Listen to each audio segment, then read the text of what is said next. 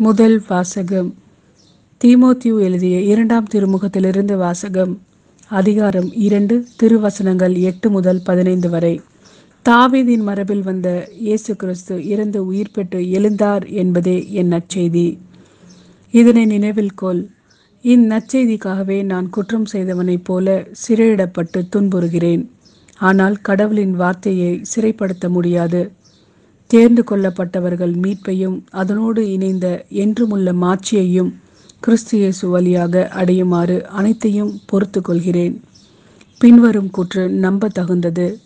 நாம் அவரோடு இறந்தால் அவரோடு வாழ்வோம், அவரோடு நிலைத்திருந்தால் அவரோடு ஆட்சி செய்வோம். நாம் அவரை மறுதலித்தால் அவர் நம்மை மறுதலிப்பார். நாம் நம்பத்தகாதவரெனினும் அவர் நம்ப தகுந்தவர், ஏனெனில் தம்மையே மறுதலிக்க அவரால் இயலாது. இவற்றை நீ அவர்களுக்கு நினைவுறுத்து. வெறும் சொற்களை பற்றி சண்டையிடுவது பயனற்றது, அது கேட்போரின் அழிவுக்கு ஏதுவாகும் என கடவுள் முன்னிலையில் சான்று பகர்ந்திடு. நீ கடவுள் முன் ஏற்புடையோனாக நிற்க முழு முயற்சி செய். உண்மையின் வார்த்தையை நேர்மையாய் பகுத்து கூறும் பணியாளனாகிய நீ வெட்கமுற வேண்டியதில்லை.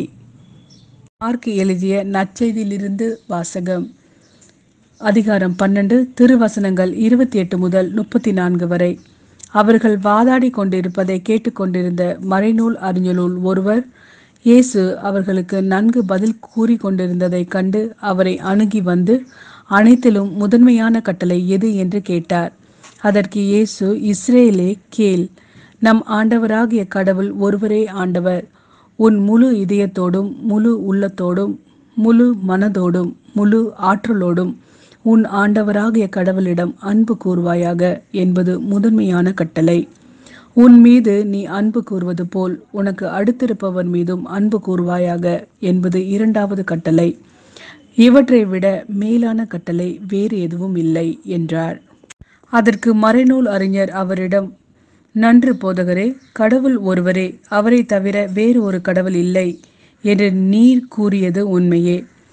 அவரிடம் முழு இதயத்தோடும் முழு அறிவோடும் முழு ஆற்றலோடும் அன்பு செலுத்துவதும் தன்னிடம் அன்பு கொள்வது போல் அடுத்திருப்பவரிடமும் அன்பு செலுத்துவதும் எரிபலிகளையும் வேறு பலிகளையும் விட மேலானது என்று கூறினார்.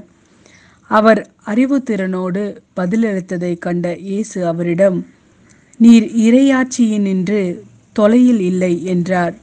அதன் பின் எவரும் அவரிடம் எதையும் கேட்க துணியவில்லை.